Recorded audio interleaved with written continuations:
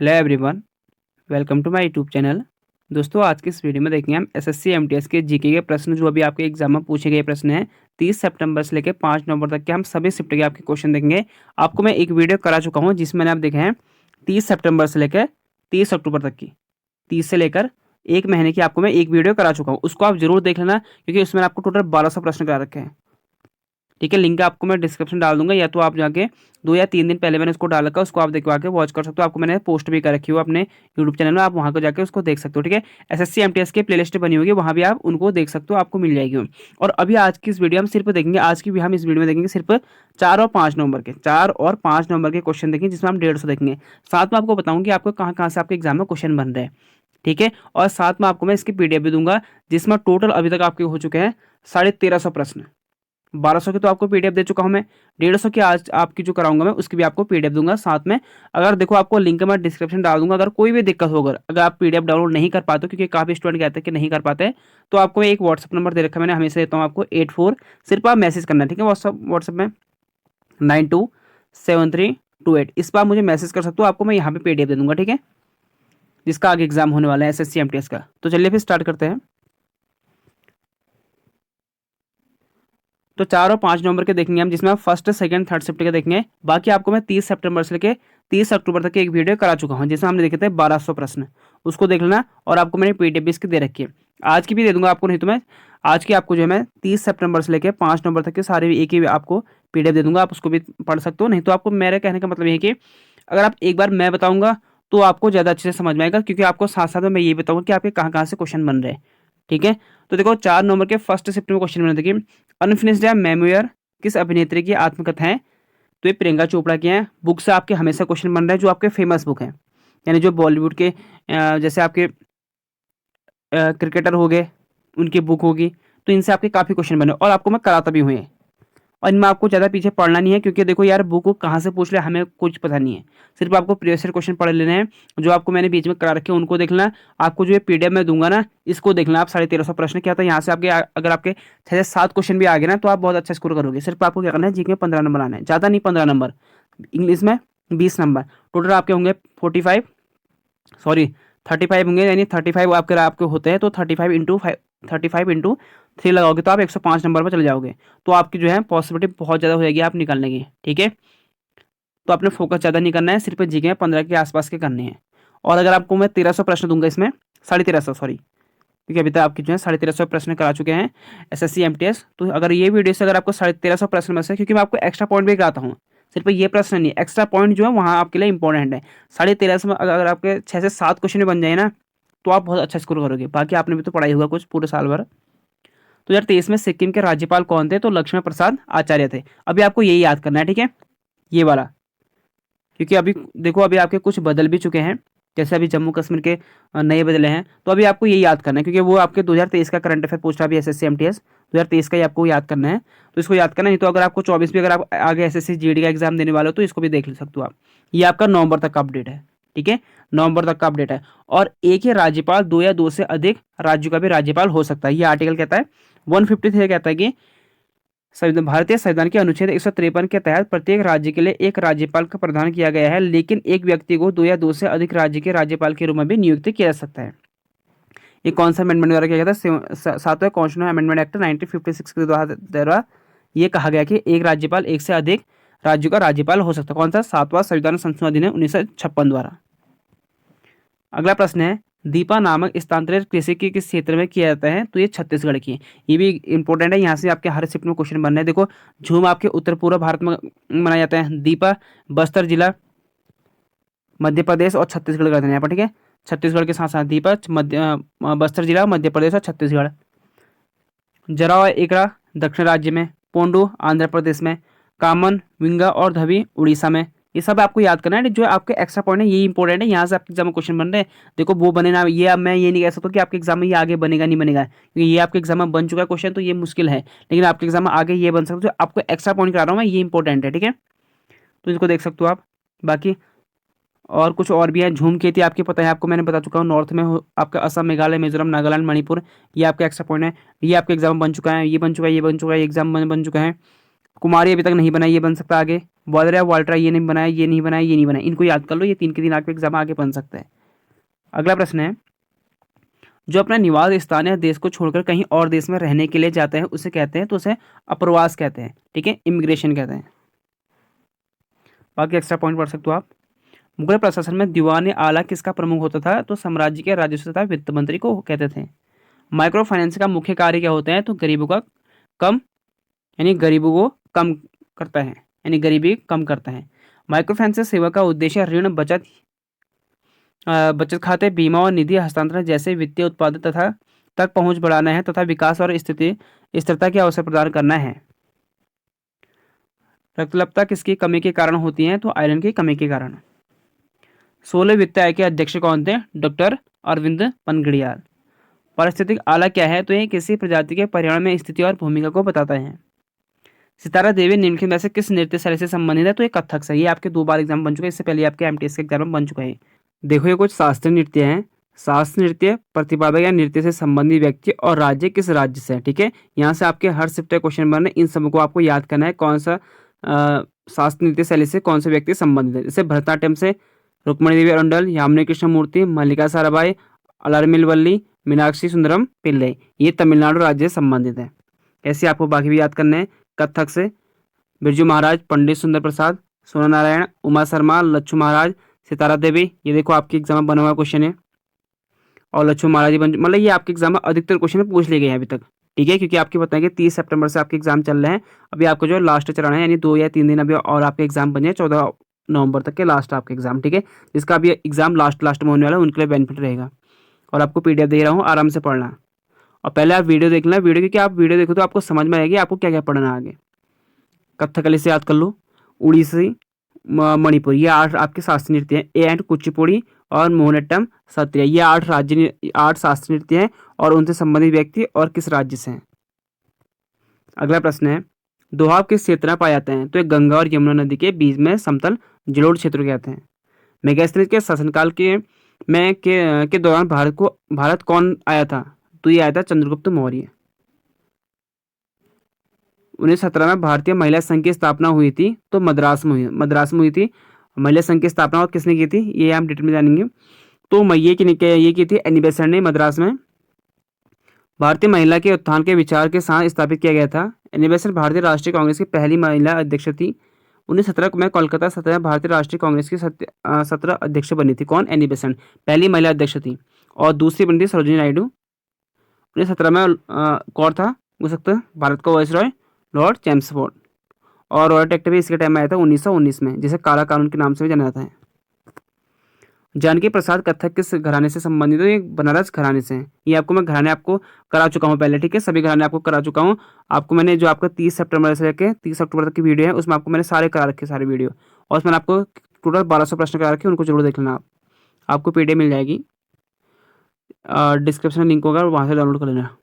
इस गाने की उत्पत्ति उत्तर प्रदेश के वाराणसी शहर में हुई और इसकी विशेषता लयकारी, लयबद्ध नाटक, तांडव यानी मर्दाना और लास्य यानी स्त्रीलिंग तत्व पर जोर देने हैं। बनारस घराना अपने जटिल फुटवर्क और सुंदर चालक के लिए जाना जाता है।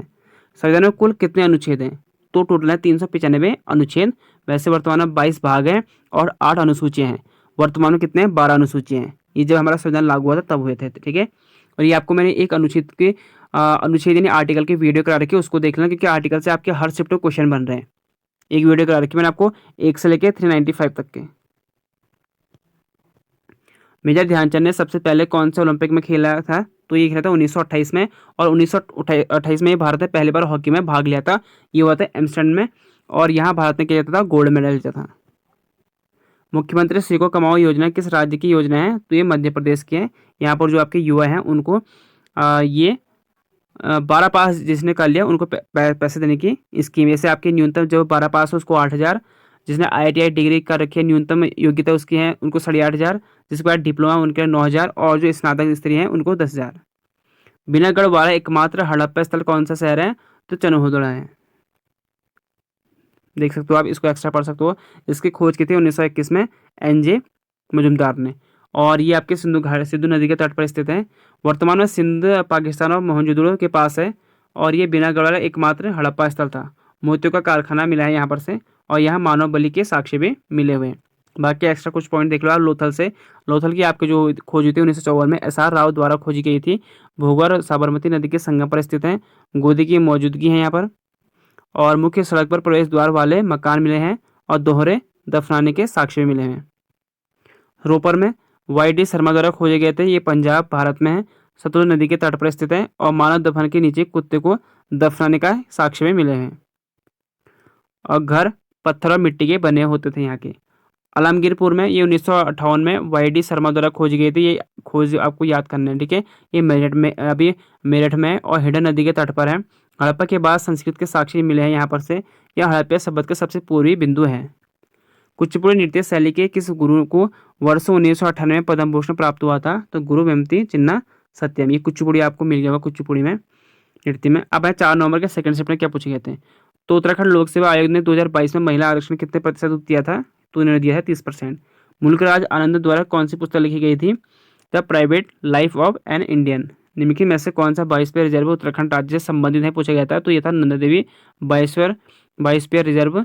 ये आपके 1982 बना था। इसे नंदा देवी राष्ट्रीय पार्क भी कहते हैं, नंदा देवी, ठीक है।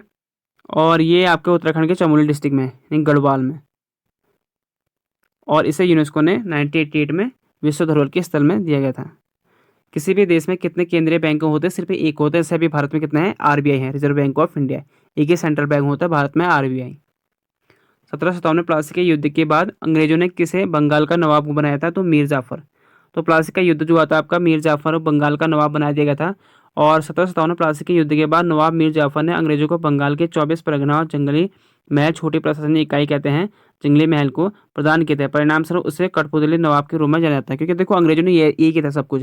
अंग्रेजों ने क्या किया, जो यहाँ के जब वो भारत आए थे उन्होंने आपस में लड़ाना स्टार्ट किया। आपस में लड़ाया, उसे कहते कि तुम्हें ये दे दूंगे, हम ये वाला रियासत दे देंगे। बाद में क्या करते, उन पर दबाव बढ़ा के वही रियासत अपना ले लेते थे, हड़प लेते थे।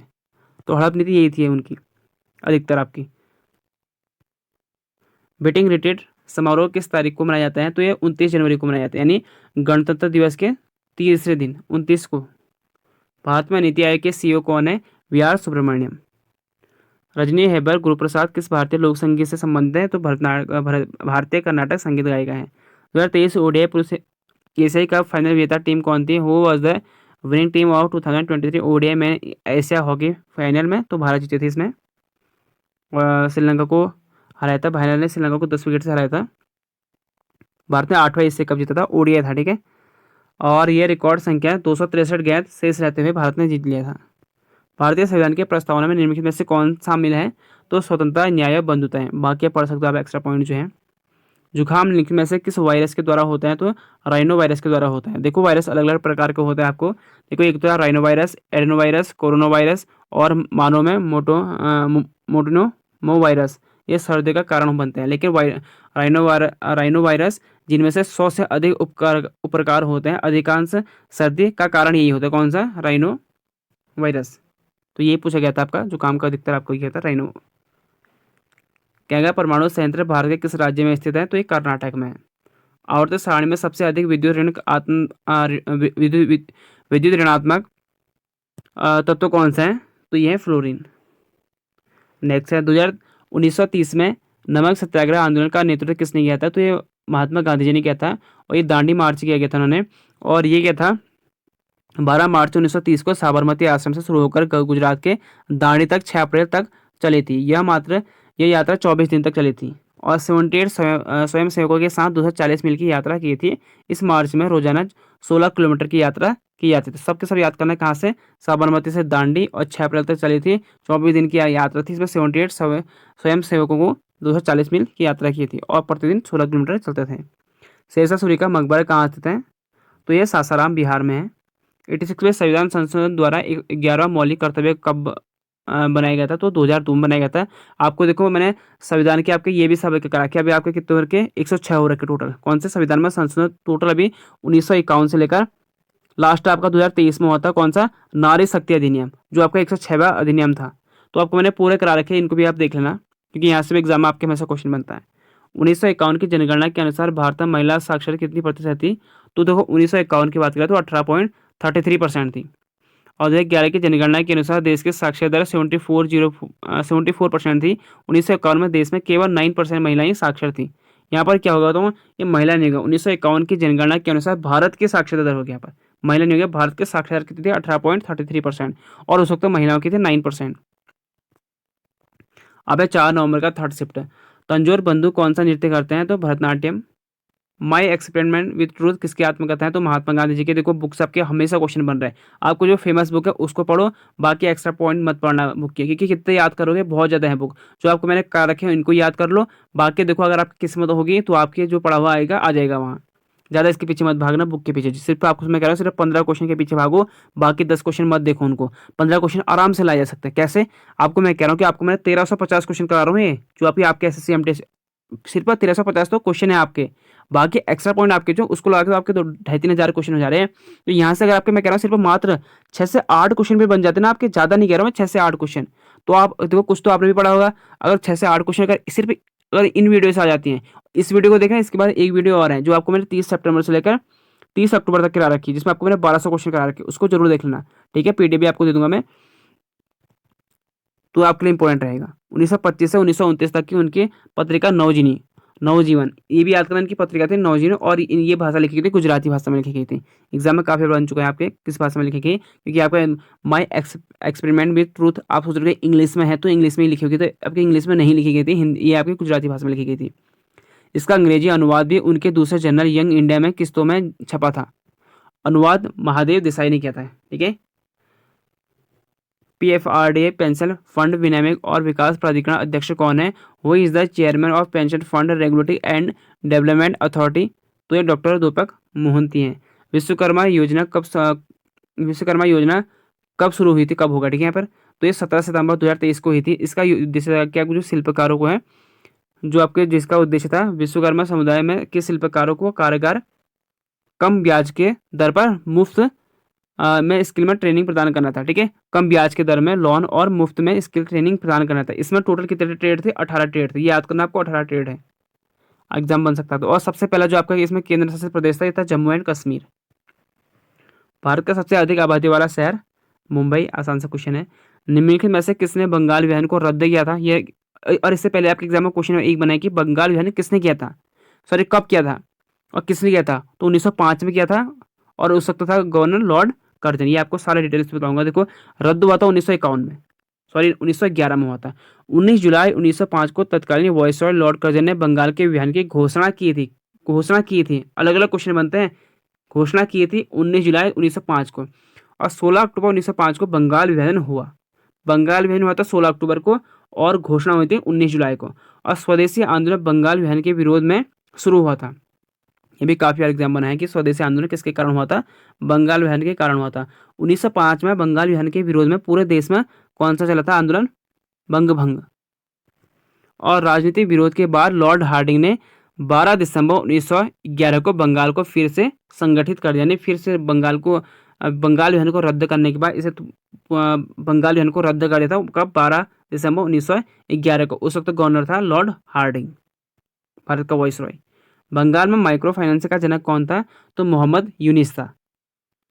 भारत की पहली माइक्रो फाइनेंस कंपनी स्वयं नियोजित महिला संघ ने वर्ष 1974 में गुजरात में सेवा बैंक की स्थापना की, और सबसे ग्रामीण क्षेत्रों में अपना व्यवसाय बढ़ाने का इच्छा रखने वाले कई व्यक्ति इस पहल से लाभान्वित हो रहे हैं। ठीक है, भारत की आपकी जो है सेवा है, और बांग्लादेश में इसने की थी मोहम्मद यूनिस, भी वहाँ के प्रधानमंत्री हैं। अवसर की समानता किस अनुच्छेद में? तो अनुच्छेद 16 में। ये कहता है कि राज्य के अधीन किसी भी पद पर नियोजन या नियुक्ति से संबंधित विषय में सभी नागरिक के लिए अवसर की समानता करनी है। सार्वजनिक क्षेत्र में जैसे आपके गवर्नमेंट एग्जाम में सबको समान माना। सिर्फ इसमें अपवाद है कौन सा है? SC ST और OBC, इनको छोड़ के आपको सभी को समान मानना है। इनको थोड़ा रिजर्वेशन है, इसको छोड़ करके रहा। ठीक है, अवसर की समानता ने सबको समान भाव से देखना है। किसी राज्य की विधानसभा को कौन भंग कर सकता है? तो ये राज्यपाल कर सकते हैं। और लोकसभा को कहेगा तो लोकसभा को कौन करेगा? राष्ट्रपति, सेंटर में। लोसर महोत्सव कहाँ मनाया जाता है? लद्दाख में। इससे पहले आपके 30 तारीख के शिफ्ट बन चुका क्वेश्चन है, 30 तारीख के फर्स्ट शिफ्ट में क्वेश्चन बना है, आपको मैंने पहले शिफ्ट में करा था क्वेश्चन, ये आपके रिपीट हो रखा है।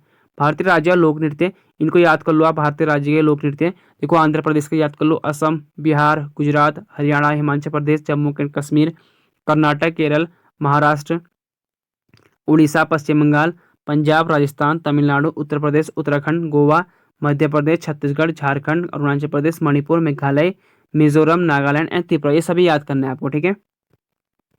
और सिक्किम। सूर्य से किस प्रकार की ऊर्जा का उत्पादन होता है? तो परमाणु संलयन। मद्रास प्रेसिडेंसी में विधवा पुनर्विवाह के पक्ष के संघ का गठन किसने किया था?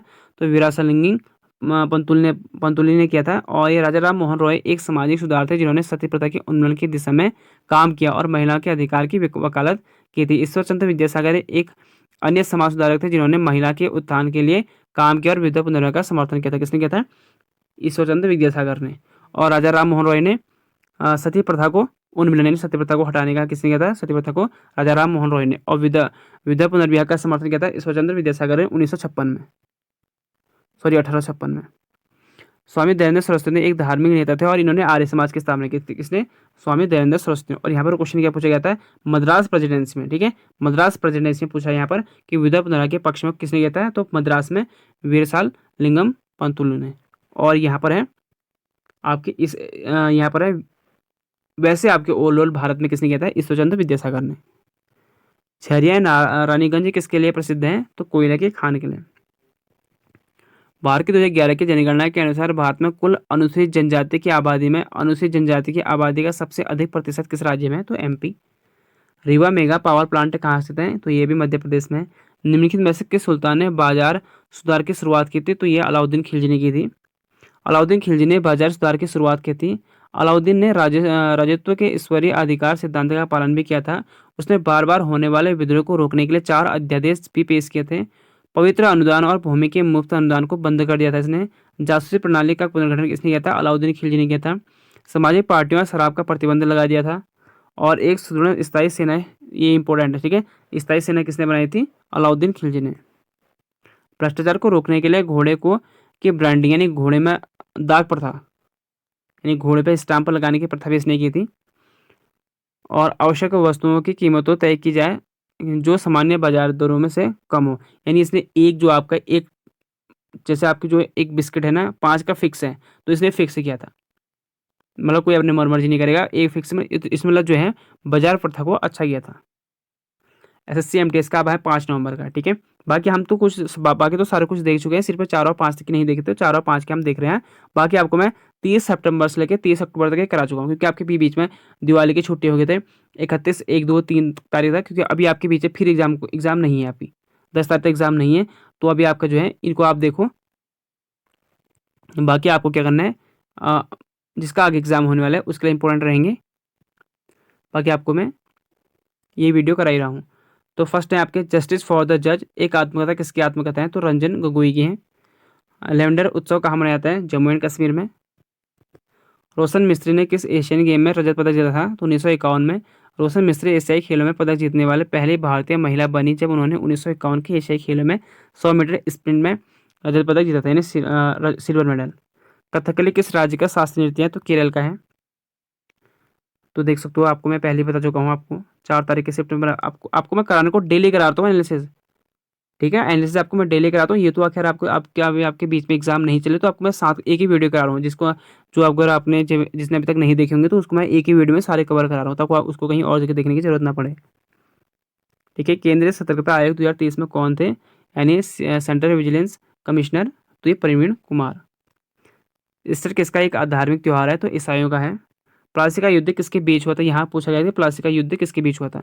तो नवाब सिराजुद्दौला और रॉबर्ट क्लाइव के बीच में हुआ था। और यहीं से कहा जाता है कि ईस्ट इंडिया कंपनी भारत में कब्जा करना स्टार्ट किया था। और ये होता 1757 में हुआ था, ब्रिटिश सेना के बीच लड़ा गया था। इस लड़ाई में भारत में ब्रिटिश साम्राज्य की नींव रखी थी, यानी नींव मतलब यहीं से स्टार्ट हुआ था। और बक्सर की लड़ाई अक्टूबर 1764 में लड़ी गई थी। और 1764 के बाद तो क्या ईस्ट इंडिया कंपनी लागू हो गई था। उस वक्त कौन था? रॉबर्ट क्लाइव था। तो यहाँ पर से आपके इंपॉर्टेंट बनता है, अगर एग्जाम आपसे यहीं से बनता है 1757 के बाद ही बनता है आपके आधुनिक यानी मॉडर्न इंडिया से, आधुनिक काल भारत से। देखो पानीपत की पहली लड़ाई याद कर लो, 21 अप्रैल 1556 को हुई थी। दूसरी हुई थी 5 नवंबर 1556 को। और तीसरी हुई थी 14 जनवरी 1761 को। ये एग्जाम में बन सकता है आपका। देखो पहला होता है बाबर बनाम लोधी के बीच हुआ था, दूसरा था हेमू बनाम अकबर के बीच हुआ था, और तीसरा था अब्दाली बनाम मराठा के बीच पानीपत का, जिसमें जीते थे अब्दाली। ये अफगानिस्तान के थे अकबर और यहाँ बाबर। और बाबर ने यहीं से पानीपत के प्रथम युद्ध से ही मुगल वंश की नींव डाली थी। संगम साहित्य की रचना किस शास्त्रीय भाषा में हुई थी? तमिल में। 97 में संविधान संशोधन के माध्यम से क्या जोड़ा गया था? सहकारी समिति को संवैधानिक दर्जा और संरक्षण। ये आपको मैंने इसलिए करा रहा हूँ क्योंकि ये भी आपके एग्जाम में हमेशा बन रहा है। पहले सिर्फ आपको 4 को भी बना है, 5 को भी बना है, आगे भी आपके एग्जाम बनेगा ये। तो इसको पढ़ लेना, ये भी आपको मैंने करा रखे हैं। तो 11 के 97 में संविधान संशोधन अधिनियम ने सहकारी समिति को संवैधानिक दर्जा और संरक्षण दिया। किशोरी अमोनकर का संबंध निम्नलिखित में से किस क्षेत्र में है? तो इनका है भारतीय शास्त्रीय संगीत में। ये जयपुर घराने से है। बाकी एक्स्ट्रा पॉइंट पढ़ सकते हो आप इनके बारे में। जयपुर घराने से और कौन प्रमुख है, एग्जाम आगे बन सकता है। महाप्रभा आत्रेय किस घराने से संबंधित है? तो ये किराना घराने से है। इनमें से कौन सा कुचिपुड़ी के कुछ प्रमुख कलाकारों के नाम है? तो ये आपको बाई ऑप्शन द्वारा करने थे कि इनमें से कौन सा पूछा गया था। तो देखो आपको पता होना चाहिए कि कुचिपुड़ी के कौन कौन से। ये आपको मैं पहले ही करा चुका हूँ, आपको डेली करा रहा हूँ मैं, क्योंकि यहाँ से एग्जाम में आपके हमेशा एक क्वेश्चन तो अगर बन ही रहा आपका, तो इसको पढ़ लेना आप। भारत में पहली महिला बैंक की स्थापना किस समिति से संबंधित की गई थी? तो ये समिति आपकी किस समिति से संबंधित है? तो यहाँ पर आपका होगा, ये समिति होगी MBN राव समिति। ये थोड़ा मिस्टेक हो गया प्रिंट में, मैं सॉरी लिखने में ऊपर नीचे हो गया, क्योंकि इसकी स्थापना होती थी 19 नवंबर 2013 में हुई थी और ये समिति थी MBN राव समिति। ये आपका आंसर होगा। ठीक है, इसमें ऊपर नीचे हो गया। बाकी एक्स्ट्रा पॉइंट तो आपको मैं करा रहा हूँ क्या हर एक में, देख सकते हो आप। भारतीय महिला बैंक भारत का पहला सर्व महिला बैंक था। पाकिस्तान और तंजानिया के बाद भारत तीसरा देश था जिसके पास एक ऑल वुमेन बैंक था। भारतीय महिला बैंक एक भारतीय वित्तीय सेवा बैंकिंग कंपनी थी। 2013 में स्थापित किया गया था। मुख्यालय दिल्ली भारत में है और इसकी समिति थी NBN राव समिति की सिफारिश पर किया गया था और 1 अप्रैल 2017 को बैंक का भारतीय स्टेट बैंक में विलय हो गया, यानी SBI में। प्रथम अध्यक्ष इसके थे MD उषा अनंत सुब्रमण्यम और वर्तमान में कार्यकारी निदेशक है SM स्वाति। राजा चेले समिति भारत में कर सुधार संबंधित है। ठीक है, ये भी समिति याद कर लो। राजा चेले की जो समिति है ये आपके कर सुधार संबंधित यानी टैक्स सुधार से संबंधित है। शिवराम समिति 1979 में नाबार्ड से संबंधित। नाबार्ड की स्थापना कब हुई थी? 1982 को हुई थी। और ये किसकी समिति पर बनाई गई थी? शिव रामन समिति द्वारा बनाई गई थी। नाबार्ड की स्थापना जो हुई थी आपको 1982 में हुई थी, लेकिन इसकी समिति बनी थी 1979 में। नरसिम्हन समिति बनी थी 1951 में। ये बनती है भारतीय बैंक के क्षेत्र के संबंध में। ठीक है, बैंकिंग क्षेत्र के सुधार से संबंधित है नरसिम्हा समिति। 3 के 3 याद कर लो। आगे लेटराइट मिट्टी का कहाँ पाई जाती है? तो ये पूर्व पश्चिमी घाट पाई जाती है। ठीक है, बाकी एक्स्ट्रा पॉइंट पढ़ सकते हो आप इसके बारे में। अगला है भारतीय संविधान में अनुच्छेद 92 किससे संबंधित है? तो अध्यक्ष और उपाध्यक्ष से। तो अनुच्छेद देखो आपके हर एक एग्जाम में बन रहा है, तो आपको मैंने करा रखे 1 से लेकर 395, जरूर पढ़ देख लेना उनको। निम्नलिखित में से किसे कथक के लिए संगीत नाटक अकादमी पुरस्कार से सम्मानित किया गया था? तो सुनैना हजारीलाल को किया गया था। और 8 प्रमुख शास्त्रीय नृत्य आपको मैंने करा चुका हूँ ऊपर, आपको कौन कौन से। 5वां आपके सेकेंड शिफ्ट में आया था। 5वां मॉर्निंग फेस पुस्तक के लेखक कौन है? पुस्तक तो यार आपके हर शिफ्ट में बन रहा है, आप कहाँ से बन जाए क्या बन जाए ये पता नहीं है। तो मुल्कराज आनंद की जनगणना में मृत्यु दर सबसे अधिक हुई थी? तो 1921 की जनगणना में। कैलचर महापात्र निम्नलिखित में से किस शास्त्रीय नृत्य का प्रसिद्ध नर्तक है? तो उड़ीसी। ये देख लो, इस बार दोबारा फिर देख लो आप। ब्रह्म समाज की स्थापना किसने की थी? राजा राम मोहन रॉय। अगेन बार बार रिपीट हो रहा है आपके, आप मैं आपको बहुत बार करा चुका हूँ, इनको आप पढ़ लेना। आप देखो, राजा राम मोहन ने आत्मीय सभा की स्थापना की थी 1815 से 19 में की थी। 28 में ब्रह्म समाज की स्थापना की थी। ब्रह्म समाज का मानना था कि ईश्वर ही सभी का कारण और स्रोत है, इसलिए कि प्रकृति, पृथ्वी और स्वर्ग उनकी सभा रचनाएं हैं। भगवान की ब्रह्मा अवधारणा में अवतार और ध्यान के रूप में इस तरह के सिद्धांत के लिए कोई जगह नहीं है। आपके ब्रह्म समाज के राय थे। उन्होंने मूर्ति पूजा को अपमानजनक बताया और सभी धर्मों के और मानवता के एक ही भगवान की अवधारणा का वो उजागर किया। ये मूर्ति पूजा नहीं करते थे। कौन? ब्रह्म समाज मानते थे। देखो कुछ एक्स्ट्रा पॉइंट भी हैं।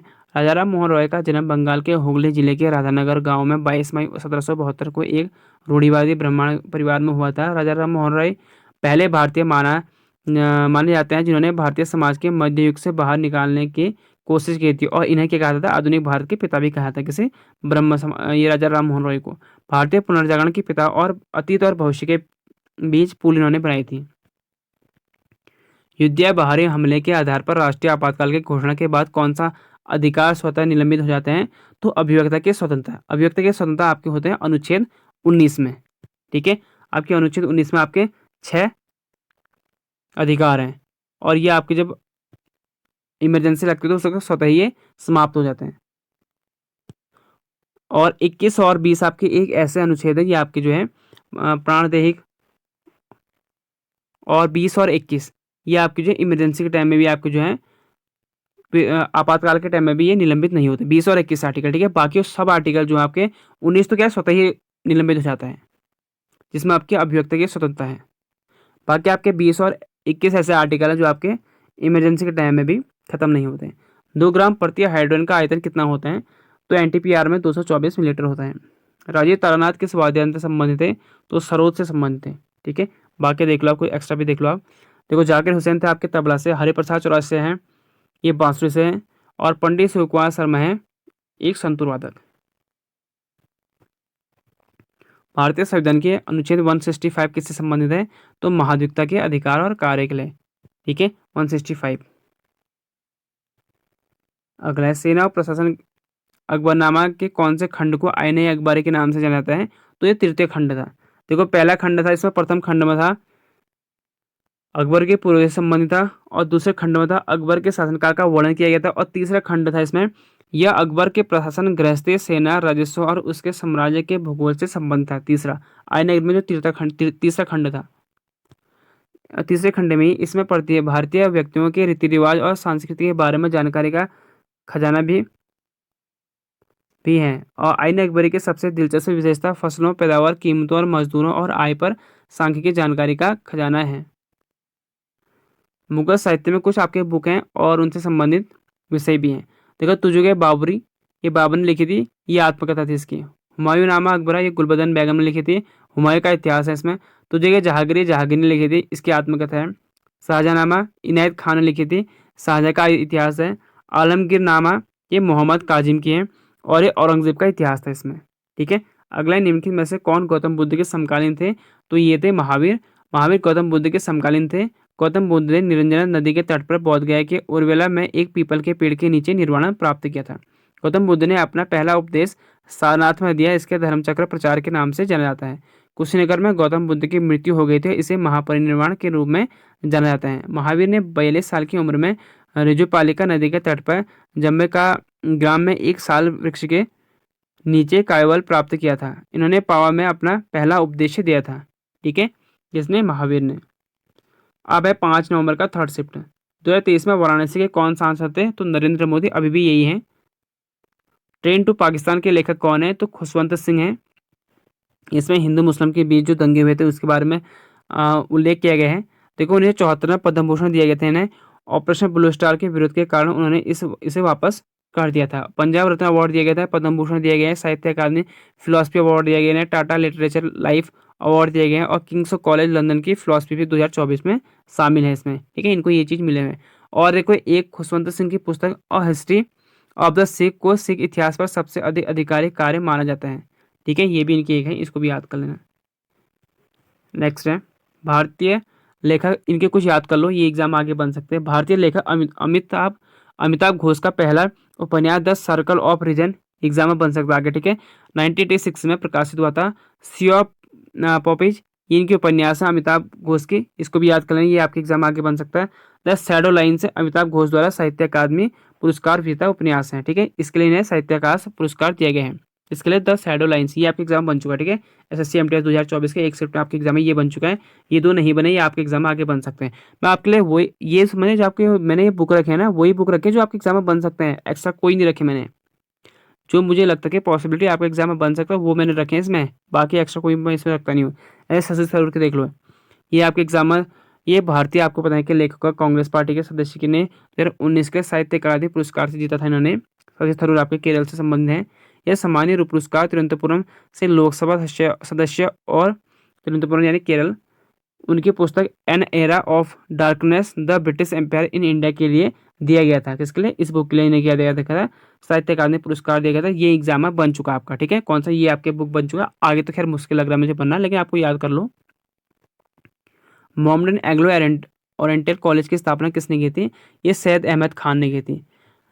1875 में अलीगढ़ मुस्लिम विश्वविद्यालय के पूर्ववर्ती थे। Mohammedan Anglo oriental oriental college की स्थापना 1877 में की गई थी। ठीक है, अलीगढ़ मुस्लिम की थी 1875 में, और मोहम्मडन की थी 1877 में। डोरेसमा अयंगर किस संगीत वाद्य यंत्र से संबंधित है? वीणा वादक से। अल्टीमेट खो खो यूके के 2022 का आयोजन किस स्टेडियम में हुआ था? तो ये हुआ था महाराष्ट्र के पुणे महालुंगो में श्री शिव छत्रपति स्पोर्ट्स कॉम्प्लेक्स में हुआ था। अब 2023 का भी याद कर लो, ये हो रखा उड़ीसा के कटक में जवाहरलाल नेहरू इंडोर स्टेडियम में आयोजित किया गया है। ठीक है, एग्जाम आगे बन सकता है ये वाला। अंतर्राष्ट्रीय फुटबॉल मैदान की लंबाई कितनी होती है? 100 से 110 मीटर के बीच में। एड्स किसके कारण होता है? वायरस के कारण। झावरे बहने निम्न में से किस नृत्य शैली से संबंधित हो? मणिपुर से। ये दर्शन झावरी आपको ऊपर करा चुका हूँ। नयना स्वर्णा रंजना दर्शनी झावरा झावरी एक शास्त्रीय मणिपुरी नर्तक है। शोध विद्वान और शिक्षक 4 अंतर्राष्ट्रीय स्तर पर प्रसिद्ध झावरे बहनों में से एक हैं जिनका नाम मणिपुर नृत्य का पर्याय बन गया, यानी पर्याय मतलब पर्यायवाची बन चुके हैं। ठीक है, झावरी बहनें किससे संबंधित है? मणिपुरी शास्त्रीय नृत्य से संबंधित है। सिर्फ 8 शास्त्रीय नृत्य है, यहाँ से क्वेश्चन आपको हमेशा शास्त्रीय नृत्य और लोक नृत्य आपको करा चुका हूँ मैं। मणिपुर नृत्य, जिसे मणिपुरी राजलीला भी कहा जाता है, मणिपुर राज्य से उत्पन्न 8 प्रमुख भारतीय शास्त्रीय नृत्य रूप में से एक है, जो आपका मणिपुर है, जो 8 शास्त्रीय नृत्य में से है। यह राजा भाग्यचंद्र के शासनकाल में था कि मणिपुर के लोकप्रिय रासलीला नृत्य की उत्पत्ति हुई। ये भी आपका एग्जाम बन चुका है कि मणिपुर के लोकप्रिय रासलीला नृत्य की उत्पत्ति कहाँ किसने कर रखी है? तो भाग्यचंद्र। ये एग्जाम आपके बन चुके हैं, इसलिए मैं आपको एक्स्ट्रा पॉइंट कराता हूँ। तो बाकी आपको मैं करा रही हूँ, इनको आप देख लेना। फिर अब्र का मुख्य उपयोग किस में होता है? विद्युत उपयोग में। फतेहपुर सीकरी में पंचमहल का निर्माण किसने करवाया था? तो ये अकबर ने कराया था। मुगल, हिंदू और जैन वास्तुकार के सबसे अच्छे उदाहरण में से एक कुछ के लिए जाने जाते हैं फतेहपुर सीकरी। आप देख लो कुछ मुगलों ने जो बनाए थे। आगरा, लोधी, आगरा का शहर, ये आपका 1504 बना था। फतेहपुर, और इस 1571 ये सिकंदर लोधी ने बनाया था। काफ़ी एग्जाम आपके बन चुके हैं कि आगरा की स्थापना किसने की थी? तो सिकंदर लोधी ने 1504 में। फतेहपुर अकबर ने, और ये आपके डिस्ट्रिक्ट सॉरी किस स्थान पर है? राज्य दे रखे आपको, यहाँ पर राज्य नहीं होगा, यहाँ पर होना चाहिए था ये किसने कर रखे करके। ठीक है, ये आपके स्थान राज्य सही है, यहाँ पर आपके उनके किसने करा रखे हैं। फिर लाल किला शाहजहाँ, और दिल्ली की पुराना किला ये शेरशाह सूरी ने किया था। और इनकी आपके देख सकते हो वर्ष किस वर्ष हुई थी, सबके सब इंपॉर्टेंट है, वर्ष सही याद करना। निशागंधी महोत्सव भारत के किस राज्य में मनाया जाता है? केरल राज्य में मनाया जाता है। राजकोषीय घाटा क्या होता है? What is the fiscal deficit? Budget व्यय माइनस उधार को छोड़कर बजट प्राप्ति है। इंद्रावती राष्ट्रीय उद्यान किस राज्य में स्थित है? छत्तीसगढ़ में। कर्ण वंश को पराजित कर किसने अपना साम्राज्य स्थापित किया था? ये सातवाहन वंश ने किया था।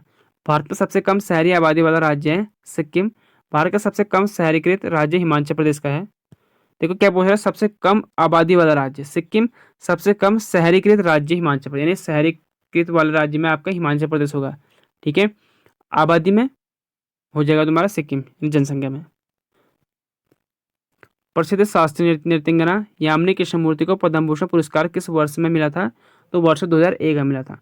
ठीक है, तो दोस्तों ये थे आपके 4 और 5 नवंबर के। बाकी तो आपको मैं 30 सितंबर से लेकर 30 अक्टूबर तक के आपको वीडियो करा चुका हूँ। अभी तक आपके जितने क्वेश्चन बने हुए वो आपको मैं करा चुका हूँ। सिर्फ 4 और 5 के मैंने आपको नहीं कराए थे, ये भी मैं आपको करा चुका हूँ। तो यही कुछ है, और आपको मैंने PDF दे रखी है, वीडियो आप डाउनलोड कर सकते हो। अगर कोई भी दिक्कत हो, लिंक आपको मैं डिस्क्रिप्शन डाल दूंगा।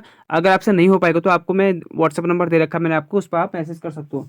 अगर आप एक व्हाट्सअप नंबर लिख लो, अगर आप स्टार्टिंग मैंने दे रखा है 8475 और 927328। ठीक है, इस पर मैसेज कर सकते हो मुझे व्हाट्सअप के लिए। PDF के लिए आपको यहाँ पे दे दूंगा, नहीं तो आपको मैं डिस्क्रिप्शन डाल दूंगा लिंक, वहाँ से आप डाउनलोड कर सकते हो। तो मिलता है आपको अगले वीडियो में। Thank you for watching.